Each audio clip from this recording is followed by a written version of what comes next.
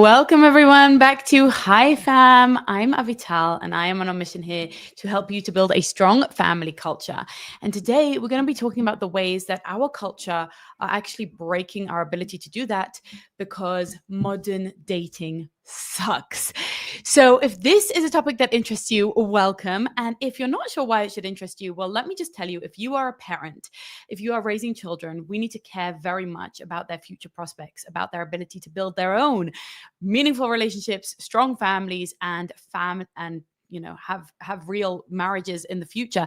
And so we need to understand what has changed in the dating scene over the last few decades, what is changing now very rapidly due to technological changes and cultural changes and the shifts that have happened, and how we can guide our children towards meaningful relationships. Also, even if you've been married for 20 years, what's going on in the dating world and how people talk about marriage and about the opposite sex or about relationships influences and infiltrates our marriages as well. It seeps into our mindset. It informs how we think about ourselves and our relationship. And so it's really helpful and important to be well informed.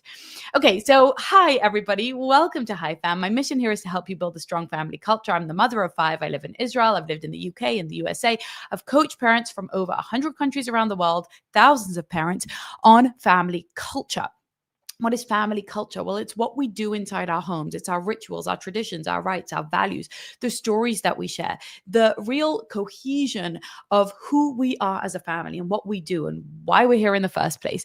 If that sounds good to you, please make sure to hit the subscribe button, share this with someone you know. That's the best and easiest way to support this channel. And let's get into it. Okay, so modern dating sucks. This is kind of like a truism that everybody on the dating scene seems to feel. But what they might not actually know, what you might not know, is why it sucks, how it is actually broken. So I'm going to divide this session into 2 sections. First, we're going to actually outline the reasons that it sucks. How did it get broken? I have 5 things to share with you here so that you can understand the exact pieces that break our cultural contracts when it comes to relationships. And some of these things might sound judgmental of me, but I'm actually not talking from a place of judgment, of religion, of even morality or anything like that. I'm just talking practically on what happens to us as biological social creatures when these, norms get broken. Okay. I'm also not blaming or saying why they were broken or anything like that, but I'm just outlining what I have come to see as kind of factual, just cultural kind of diagnosis of what is actually going on. Okay. And then I'm going to give you 3 steps that I think we can take to fix it, particularly with how we raise our children. I'm going to be talking from the feminine perspective, like raising daughters, although I'm raising primarily sons and a daughter. But I just think that might be, a helpful way for us to understand how we want to raise our kids, what kind of values we want to give them to them, what kind of equipment they need, right? Skills they need in order to be able to date successfully in the future. Okay, so how is dating broken? Let me know in the comments if you have any examples of this, if this has happened to you, if you have had bad experiences dating, if you spent a decade just having, painful date after painful date, letdowns, rejection, disappointment, years wasted. Or if you have a close friend, a sister-in-law, someone that you care about, a child already, who's experiencing this kind of abrasiveness of the dating world. Okay, one of the things we have to realize is one of the pieces of the social contract that was broken by the sexual revolution, primarily by the technology of the pill, actually, is that it's true that women used to be the gatekeepers of sex. Okay. Sex is highly consequential for women in a way that it isn't for men. Everybody can get sick from sex, but only women can get pregnant from sex and then have to deal with that highly consequential thing. And therefore, biologically, evolutionarily, women have a much higher disgust threshold, a much higher threshold to, put off their desire, their lust, right? To restrain their libido and to be more conscientious about the consequences of a decision. They'll be much more careful about who they sleep with if those natural consequences may come true, right? And so women used to be the gatekeepers of sex, right? We see this culturally in every single kind of movie, romance, novel, stories from the past, that women are the ones who say, no, wait, and they make the man wait. And what they usually wait for and make the man wait for is commitment, right? Because just as women were traditionally the gatekeepers of sex, men were the gatekeepers of marriage. Okay, so they were the ones who had the power to say yes or no, to buy themselves a wife with 10 camels, or to enter into a contract and a dowry and take on a woman. They would put forth the commitment to protect her and provide for her, and she would then allow them to have intimate connection with her and put her at risk, right? Now, what happened after the sexual revolution was that men remained the gatekeepers of marriage.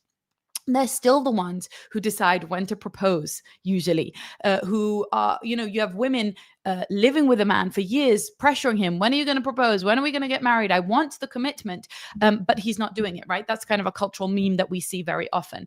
But the thing is that women are no longer the gatekeepers of sex. With casual sex, with hookup culture, with quote unquote consequence free sex, what happened was that the balance shifted. So men are still gatekeeping marriage, but women are not gatekeeping sex. The second thing that we need to know is that women are by nature hypergamous. That means that they like to date upwards. Okay. They want to date a man who earns more than them. This is not me maybe passing judgment, but it's just factually true that even very high earning women, so women who earn six figures and more, want to date men who are at their level financially or above. Now, it's really gross to grade people on a scale of 1 to 10, or to talk about high value or low value people. All people are valuable. All life is worthy. It's pretty gross. And it's also, beauty is in the eye of the beholder. A lot of things are subjective.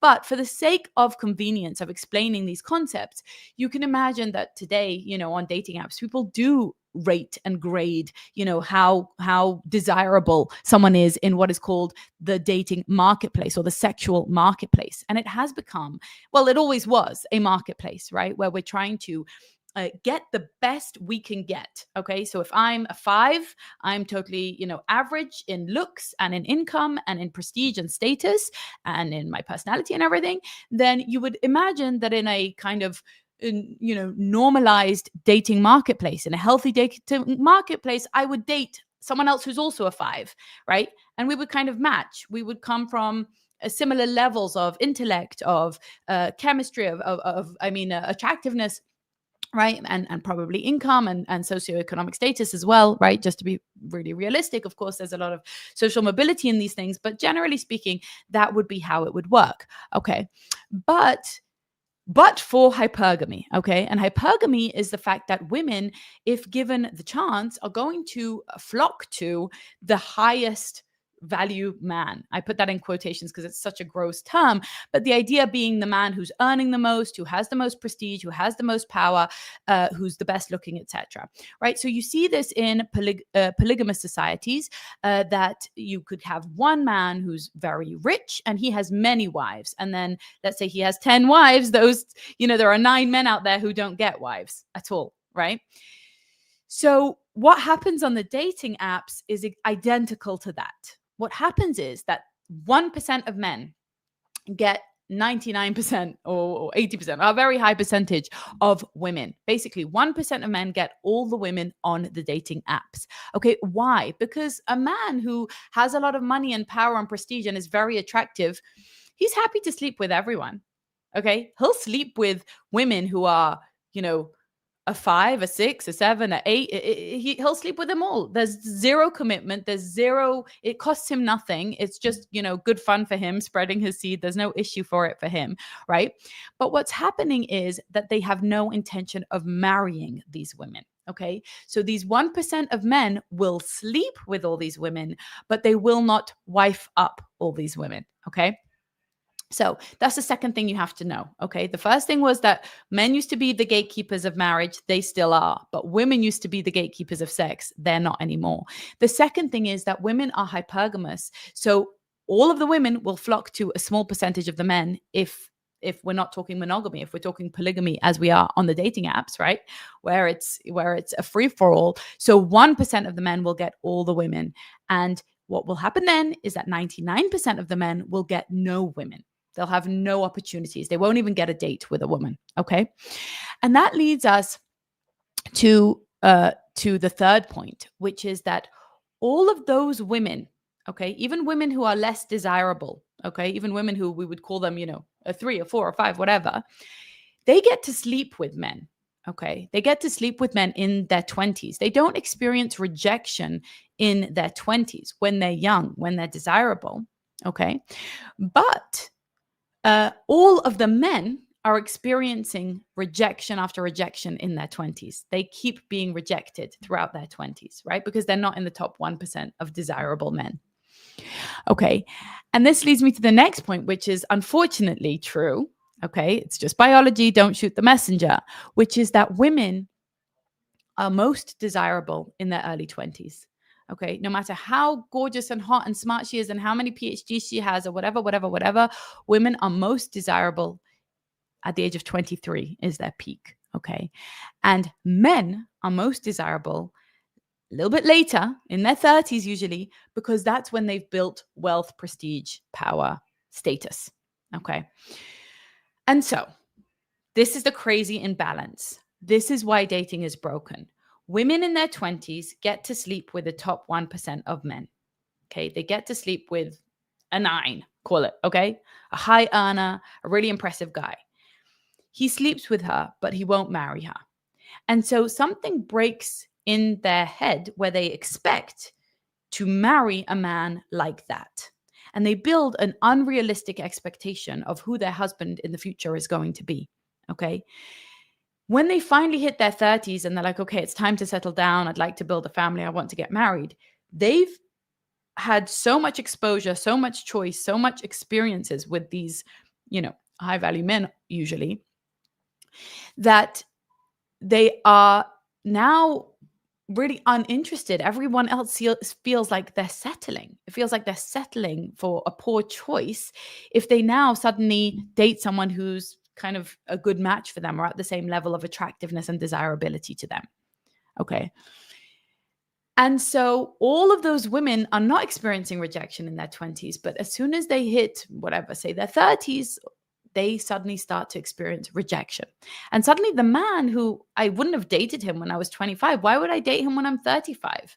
I'm going to still wait and hold out for Prince Charming, for this top 1% of men. The problem is that the top 1% of men will always, no matter how old they are, continue to date the women in their 20s or to wife up the woman in their 20s because they can. And so it goes that many, many women are holding out for something that they've already tasted, that they've already experienced, that they think they've already got. But no, what they got was casual sex with a man like that, not commitment and lifelong marriage with a man like that. Okay. I know everything I just said was super confronting, might raise a lot of resistance, might feel really rough to hear, but it's important that we understand the dynamics of what really happens evolutionarily, biologically, psychologically, socially on the dating scene so that we can be realistic and not delusional, right? Not completely ignoring the reality of what dating looks like. Okay. So here's what I would tell my kids. Okay. How we might fix this. The first thing that you want to encourage people who you love to do in order to find love in the world is to date in real life. Okay. I know a lot of people meet online and meet through apps. And I know a lot of apps are trying to change the algorithms in a way that's more conducive to real relationships. Good luck. And I really hope that works. But what could be a good idea is to go back to the community style of dating where you meet someone through mutual friends, you meet someone through work, through your church, through your local library, where friends set each other up with people that they know. Because in real life, you can't swipe right 30 times a day, right? You can't just keep swiping and have that broken mechanism of choice paralysis where it feels like, oh, there's always more fish in the sea. There's always more people to check, right? It doesn't feel so overwhelming and it's much more realistic because in real life, you have to behave with a certain level of manners, right? You've got to be polite. You've got to look someone in the eye. You've got to give people a chance. You're sitting there, like you might as well, get to know them a little bit. You've got to make eye contact, all this stuff that has been lost in modern dating, right? So meeting through real life exposure, through church, friends, mutual friends, whatever, allows us also to vet for values and and to make sure that, oh, we are, we're coming from the same world, which can be incredibly helpful. Okay.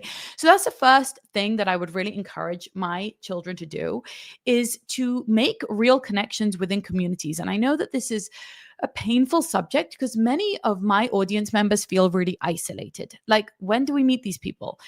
Where are my kids going to meet people at all?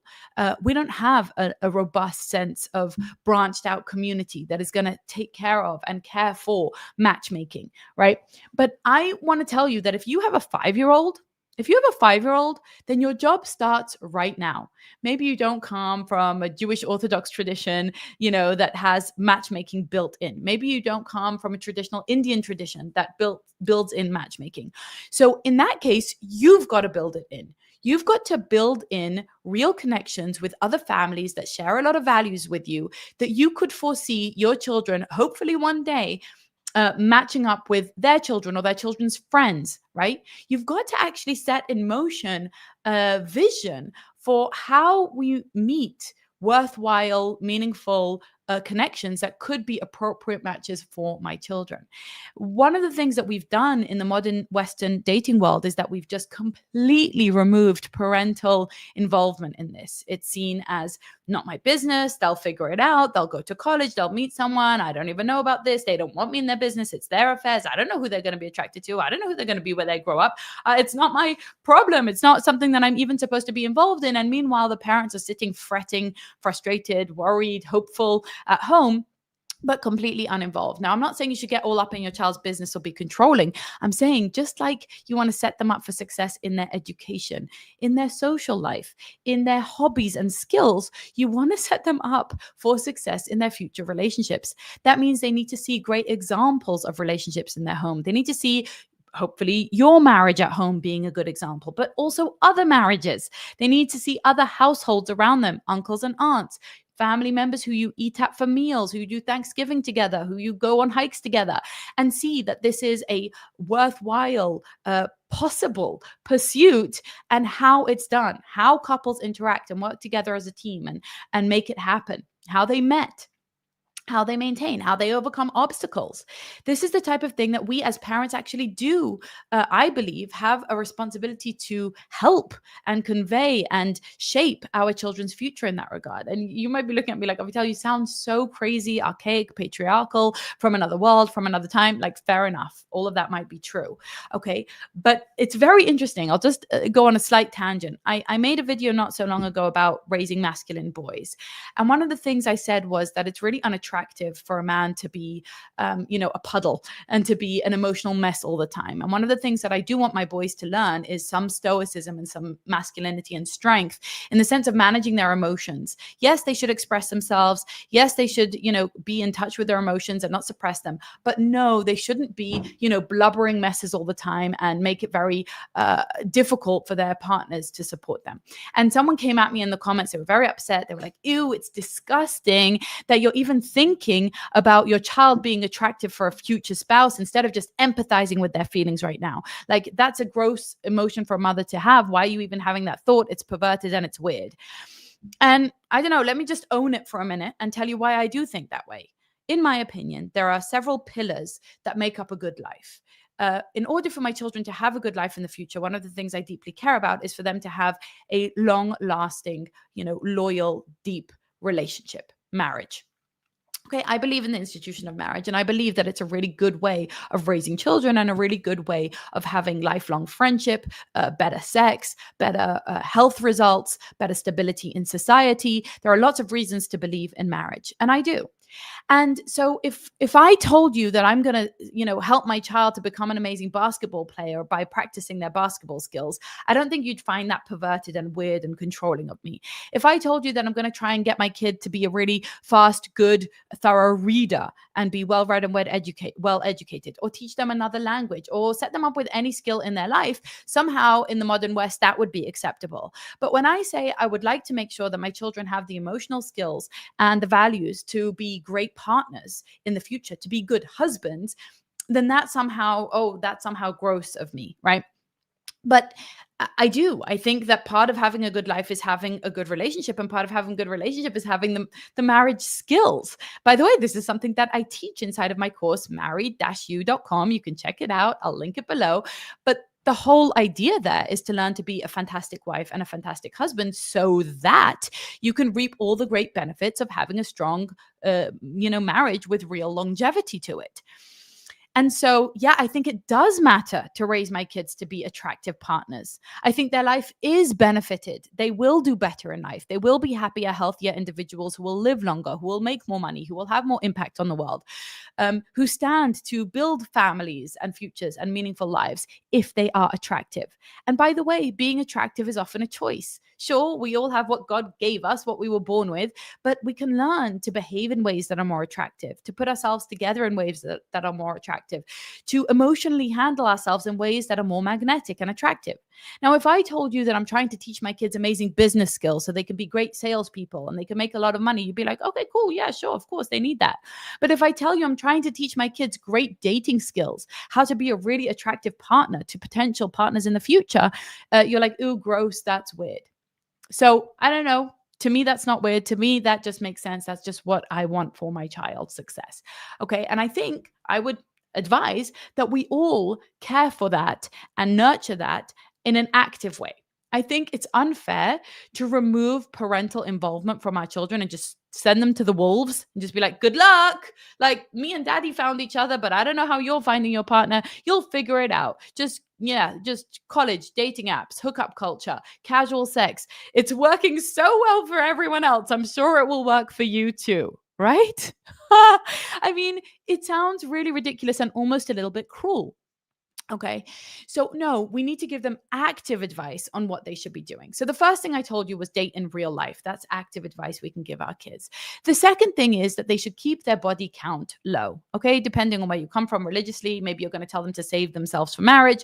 Maybe you're going to say that's completely unrealistic or even undesirable. It's all fine. But the thing is that as much as modern women don't want to acknowledge this fact, body count actually matters. It matters for several reasons. First of all, it matters because there's no real such thing as casual sex.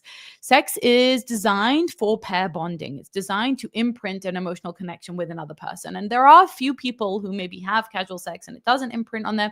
It doesn't create any baggage or any long-term psychological effects on their other relationships in the future, like comparisons and frustrations and yearnings and feelings of rejection and all of that kind of thing. But for most women, it is going to make a difference. And I would venture to guess for most men as well. Okay, so the more baggage, the more comparisons you rack up, right? The more you'll imprint other connections on your brain, the harder your long-term relationship becomes. Okay, because there isn't really such a thing as casual sex, and it is beneficial to your eventual long-term partner to have some kind of sacredness and something that is special to you too. Okay, so I would strongly recommend, especially to my daughters, but certainly to my sons as well, to gatekeep sex. To gatekeep sex because sex is clouding. Okay, sex clouds us. All right, you see articles in teen magazines on how to not catch feelings. Okay, why do we need such articles? Why? Because the natural thing to do is to catch feelings. The natural thing to do is to fret. Why isn't he calling me? Does he like me? What happened? To feel like you've given something away to someone and that you expect something in return. That something that you expect in return is commitment, it's loyalty. Okay. And so first catch the feelings. First establish the chemistry, the connection, the joint values, the joint mission, the joint vision, the friendship. And then you can cement that with the biological sexual bond as well. Okay. So keeping your body count low, both for men and for women, is going to be protective of your future relationship. And it is also going to be protective of your psychology during the dating phase as well. It will keep you clear-eyed. Oftentimes we catch feelings because of the lust and the draw and the chemistry. And you have what's called bed chem, right? Bed chemistry. But let's just first make sure we have all the other chemistry that's important for a long-term relationship. One of the key pieces of advice that I got from my parents in what to look for in a partner was they told me this very explicitly, and I think it's true. And I am telling my kids the same thing. They said the most important thing to look for in a spouse, the number one thing that isn't compromisable, is that they should be kind. Okay, they should be kind. You need kindness. Okay, if you're marrying someone who's a jerk, who's not a kind person, etc., um,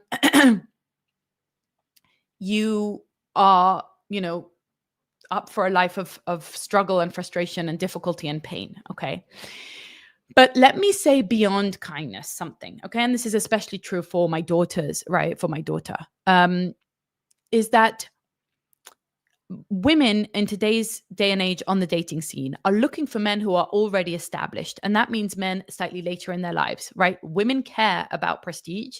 They care about power. They care about money. They care about men's earning potential. Women might say they don't, and some women don't. But on average, if we look at the polls and at the data, it's just true. Okay. Um, And therefore, many women are kind of holding out or waiting or dating up in age bracket, etc. Okay, which is fine. But what I think is very powerful and very sustainable and very good, and something that happens in my culture, okay, in Jewish modern Orthodox Israeli culture all the time, is that people get married young. And that means that, yes, the woman is at the height of her attractiveness, right? In her early 20s, it's the peak of her physical attractiveness to a mate, okay, for all the fertility reasons that we know. But the man maybe isn't. The man is full of potential. He's still a young guy. He hasn't built himself up. He hasn't even finished his degree yet. He's not a high earner yet, okay? That often happens, all right? And I think that's great. And the reason I think that's great is because I think there is a huge power to building together. If you, my dear daughter, okay, or little sister, okay, marry a man because he's a kind man who you have chemistry with, who you align on values with, and you have a joint vision and mission for the future together. And then you stand by his side as he builds himself up into the man of your dreams, because he also builds up his success, right? And his prowess. And, he becomes an impressive man rather than just a lovely young man, okay? Then you two will be loyal to each other, hopefully, forever. He will forever love the woman who saw the potential in him and took a bet on him and built with him and was there by his side. I'm sorry, I can hear myself. I hear how it sounds to an outside kind of society from the one that I'm in. I hear that it might sound very old fashioned and archaic and very strange, as if you kind of have to earn, right, someone's loyalty in that way. No, but it's just true. Okay, it's just true in the sense that there is something very magical and very powerful about building together. And what happens is that rather than breaking our brains our entire 20s with comparisons to men who are already fully formed, later on in life, and breaking our brains with rejection after rejection after rejection, we invest in this one man and build together and grow together. A lot of the women that I meet in their mid 30s or 40s have been so jaded. They've rejected so many men and been rejected by so many men. They are also so specified in what they prefer and who they are. They're all locked in. Okay. Though, as a comparison, I got married very, very young. Okay. I was still growing, discovering, forming myself. My brain wasn't even fully developed according to modern science. Okay. I was still making decisions, and so was my husband. And the cool thing was that we got to make them together. Right. We got to grow together and learn together and have experiences together. And so rather than two fully formed adults who are very locked in on their politics, on their religion, on their preferences, on their finances, etc., trying to then make it work, we struggled through the early stages of power struggles in a relationship, which every relationship goes through, when we were still kind of young and flexible and bright-eyed and bushy-tailed, not jaded and skeptical and carrying a lot of baggage. And there's something to that. And that is something that I personally would advise to both my daughters and my sons. Okay. I would love to hear any pushback, any questions, any resistance. I invite respectful dialogue and conversation. And I'm sure that I've, raised some, I don't know, concerns or questions or follow-ups for some people, and I'd be very, very happy to address them in future sessions. What I'm trying to do right now is to pop on live to do these kind of in-depth reads of a specific area of our culture, because my mission here is to help you build a strong family culture. Okay, I want us to be getting married more, to be staying married more, to be having more children, to be proud of our culture and our values, and to transfer them on to the next generation. Okay, I'm saying that full throatedly, full with my whole chest. That's what I believe in, and that's what I stand for. And I'm going to be doing that by doing this type of thing: deep breakdowns of what's going on in our culture and in our homes. And I know it's not always true for everyone, but hopefully you can take from this something meaningful to bring into your own home and your own lives and your own relationships. And remember, one of the things that I really do believe is that you've got to take what works and leave the rest. So I know that not everything I say is going to be for everyone. Some of you are going to be in very different types of marriages, or you're going to be divorced, or you're in same-sex marriages. And the things that I'm saying don't particularly land or make sense. Okay. But hopefully you can apply your own filter and you can take something of meaning moving forward. Now, if this was meaningful for you, I would ask you to hit subscribe on YouTube, follow on Apple Podcasts or wherever you get your podcasts, follow on Instagram at HiFamLife, because I'm going to be doing more of these. And I really want to make sure that I'm catering them to the things that are most painful, most interesting, even very controversial issues. I'm very happy to address them. And we're going to do so in the most respectful, in-depth, calm way possible. And if that sounds good for you, then make sure that you're subscribed and that you share that with people around you. All right. For the best way for me to make sure that I read your comments, leave them on the video after I finish the live, and I will read through them and address them all. Much, much love. Keep on living that high fam life, and hopefully we can fix dating and make people fall in love again. Much, much love. I'll see you in the next one.